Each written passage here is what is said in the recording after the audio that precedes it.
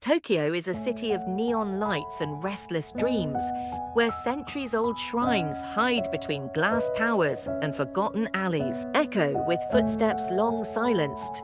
Most visitors only see its modern face, but hidden in its depths is a story that even the locals hesitate to speak aloud. This is the story of the Whispering Shrine and how it chose its next listener. Ayumi Sato was not someone who believed in ghosts. A 27-year-old freelance journalist, born and raised in Tokyo, she prided herself on rational thought and logic. Her beat was Tokyo's underground. Scene art collectives, abandoned buildings, obscure subcultures, but nothing supernatural. That changed the day she received an anonymous tip. An email with no subject, no sender. Just one sentence. There is a shrine in Setagaya where the gods speak, but only to those who should not hear. Attached was a single low-resolution image, a moss-covered torii gate, buried deep in the forest. The path leading to it was overgrown, almost erased from memory. No signs, no shrine name, just nature swallowing time. Ayumi, intrigued, asked around. Most people had never heard of such a place, but one elderly librarian at the National Diet Library whispered a name. She hadn't expected to hear, Murayama Inari, but that shrine was destroyed in the war, Ayumi said. The librarian shook his head slowly. It should have been, but some places do not wish to be forgotten. Ayumi packed her camera and audio recorder and made her way towards Setagaya's western edge, where suburbia faded into hills and forest.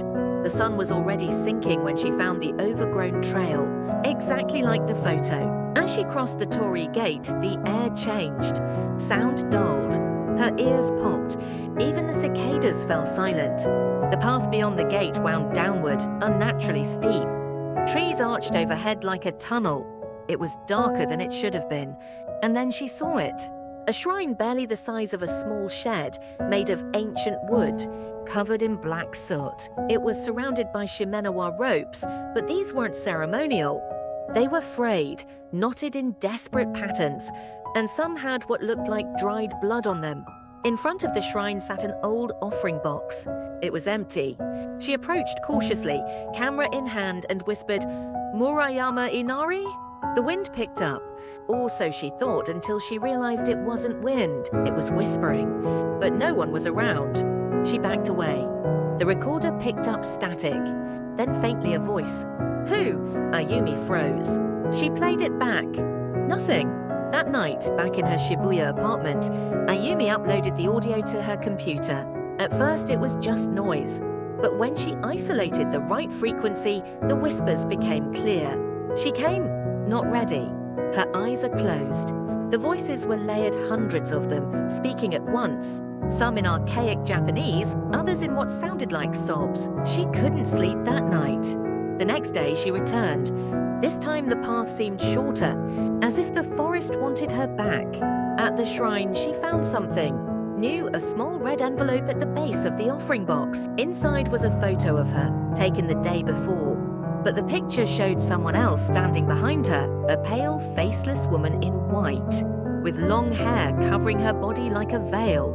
Ayumi ran. She didn't stop until she was back in the city. Over the next few days, she noticed things. Her mirrors fogged even when there was no heat. She heard footsteps at night in her one-room apartment. The whispers followed her, no longer confined to the forest. "We showed you. Now you see." She tried to delete the recordings. Her computer crashed. She threw away the envelope. It returned on her pillow the next morning.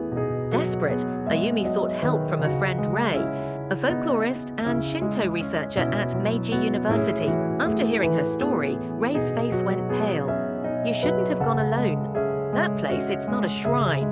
Not anymore." Rei explained that some shrines, when forgotten, decay, not only in structure but in purpose. The gods they housed lose identity, becoming something else. They no longer receive prayers, only fear. They become what we call Kako no Kami, gods of the past.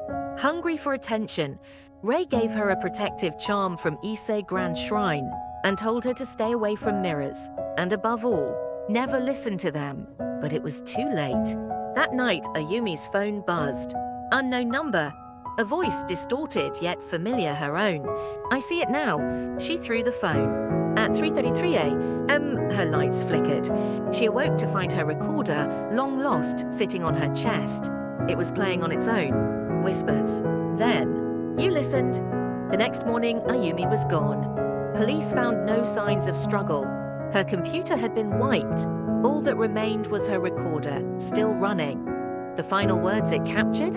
A single sentence in her voice. I live in the silence now. Since then, urban explorers have tried to find Murayama Inari.